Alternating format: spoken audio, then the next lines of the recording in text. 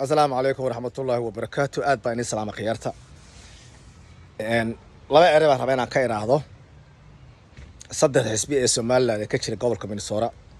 أما نورد أمريكا وأعد وضني كل مية يا مركز صدق حسبي أعد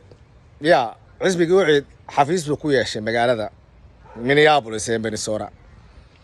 آد بان ugu mahal naqaya nimankaas shaqo wanaagsan bay qabteen mar haday xafiis loogu soo hagaago oo loogu yimaado oo loogu soo hagaago xisbiga ucid aad bay ugu mahadsan xafiiska ay noo fureen wanigo siyaasi kaysa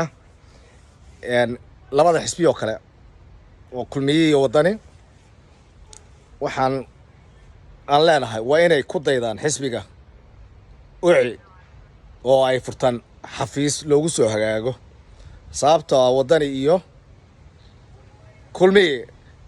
xafiis loogu soo hagaago iyo meel loogu soo hagaago iyo address loogu soo hagaago male ma garanaysa marka waxaan u yar maleynayaa nimanka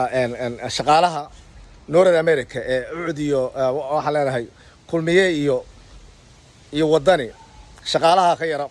ila garo shaqaalaha ka yara xubba u maleynaya shaqaalaha ayaa ka yara xun marka aad baa ugu mahadnaqaya nimanka la yiraahdo ucid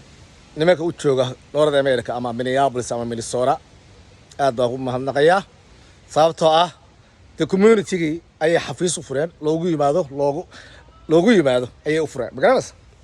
iyo meel loogu soo hagaago iyo address loogu soo hagaago laakiin xisbiga wadani xisbiga kulmiye garan mayna meel loogu soo hagaago xafiis loogu soo hagaago cidda ka madaxda ah cidda saraakiisha u ah cidda maamusha intaba garan mayno ma garanaysa marka waxaan ugu baaqaynaa maamulka sare ee Somaliland jooga ee xisbiga wadani iyo kulmiye waxaan ugu baaqaynaa nimankan Minnesota jooga ama North America ya inay wax ka bedelaan sababtoo ah xafiis ma leh meel loogu soo hagaago ma leh maca shaqaalaha ma naqaan shaqaalaha iyo ragga madaxda xitaa ma naqaan ma garanaysa marka ha lagu daydo xisbiga ucid iyo shaqaalihiisa ha lagu daydo marka saas aan leenahay xisbiga ucidna aad baan ugu mahadnaqaynaa shaqada wanaagsan oo ay qabteen ee xisbiyada ay xafiiska u fureen iyo meesha loogu soo hagaago assalaamu calaykum waraxmatullaahi wabarakaatuh xaaji kaysa cali cabdi